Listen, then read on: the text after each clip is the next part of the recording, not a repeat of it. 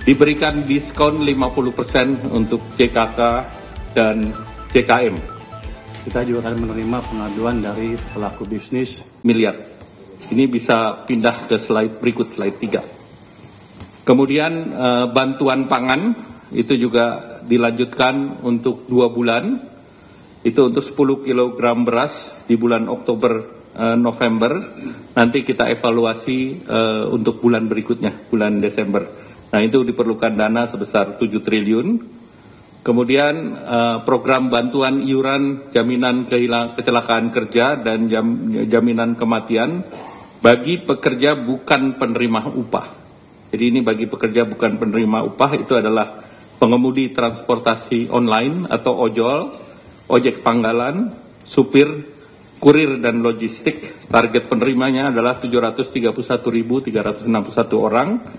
Diberikan diskon 50% untuk JKK dan JKM.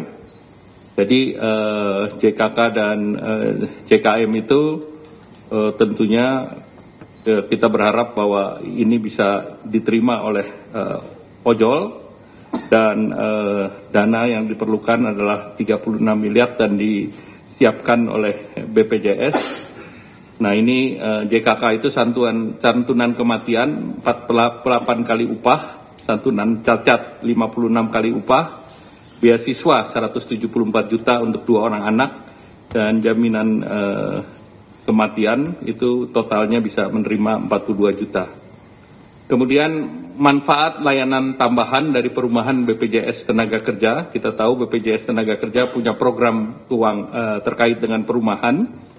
Nah, ini bunganya diturunkan. Jadi sebelumnya adalah BI rate plus 5%, ini diturunkan menjadi BI rate plus 3%. Kemudian untuk penerima manfaat di mana itu bisa untuk menyicil rumah, bisa untuk down payment, dan juga untuk para developer yang tadinya BI rate plus 6 diturunkan juga menjadi 4%. Ini seluruhnya dengan juga relaksasi slick dari OJK. Nah, ini targetnya 150 miliar ditanggung oleh BPJS. Tahun ini ditargetkan sampai 1.000, namun tahun depan akan ditingkatkan jumlahnya karena ini akan mendukung program Bapak Presiden untuk menyediakan 3 juta rumah. Kemudian percepatan deregulasi PP 28, yaitu integrasi sistem kementerian lembaga dan juga rencana daerah tata ruang RDTR ke OSS. Nah, ini akan didorong jumlah daerahnya tadi ditingkatkan bukan 50 tetapi ini 50 kabupaten kota, namun daerahnya menjadi 170 sekian kecamatan. Dan diharapkan tahun depan juga bisa ditambahkan. Dan untuk RDTR itu disediakan dana 3,5 miliar per RDTR, di mana dari Badan Geologi Informasi Geospasial akan menyiapkan data, sehingga nanti OSS punya fiktif positif untuk 20 hari kerja. Sehingga kalau ini tidak selesai, maka otomatis akan berlaku. Dan itu kebutuhan dananya diperkirakan sekitar 1 triliun. Kemudian pilot project, beberapa program di kota-kota besar. Salah satunya adalah di Jakarta untuk gig ekonomi, di mana ini semacam working space. Dan ini akan diikuti oleh piloting di berbagai daerah lain. Jabar, Jateng, Jatim, Banten, Bali, Manado, Makassar, dan Batam. Kalau di Jakarta menggunakan dana yang sudah tersedia di Jakarta. Dan juga akan mendorong dana yang ada di Ekraf. Nah, kemudian paket 4, tadi yang 8 sudah saya jelaskan. 8 diberlakukan untuk mengakselerasi di 2025. Yang 4 adalah yang akan dilanjutkan di 2026. Yang pertama terkait dengan PPh final bagi UMKM yang pendapatannya 4,8 miliar setahun. Itu pajak finalnya 0,5% dilanjutkan sampai 2029. Jadi tidak kita perpanjang 1 tahun, tetapi diberikan kepastian sampai dengan 2029. Kemudian tahun 2025 alokasinya sudah 2 triliun. Kemudian wajib pajak yang terdaftar sudah 542.000, ini dari Kementerian Keuangan. Kemudian kita memerlukan revisi PP. Kemudian perpanjangan PPh pasal 21 DTP untuk pekerjaan sektor pariwisata yang tadi baru diberlakukan akan dilanjutkan tahun depan. Jadi ada kepastian sampai tahun depan PPh sektor Horeca ini masih ditanggung pemerintah dengan estimasi anggarannya 480 miliar dengan gaji di bawah 10 juta. Kemudian untuk pekerja industri padat karya, yaitu alas kaki, tekstil, pakaian jadi, furniture, kulit, dan barang kulit, ini juga dilanjutkan, yang 10 juta itu ditanggung pemerintah. Ini targetnya adalah 1,7 juta pekerja, dan alokasi tahun ini sudah disediakan 800 miliar. Jadi ini pun akan dilanjutkan tahun depan. Kemudian diskon iuran jaminan kecelakaan kerja dan jaminan kematian bukan untuk pekerja upah, ini diperluas bukan hanya untuk ojol dan juga pangkalan dan yang lain, tetapi juga pekerja bukan penerima upah lainnya seperti segmen petani, pedagang, nelayan, buruh bangunan, pekerja rumah tangga, targetnya sebesar 9,9 juta dan perkiraan anggarannya 753 miliar.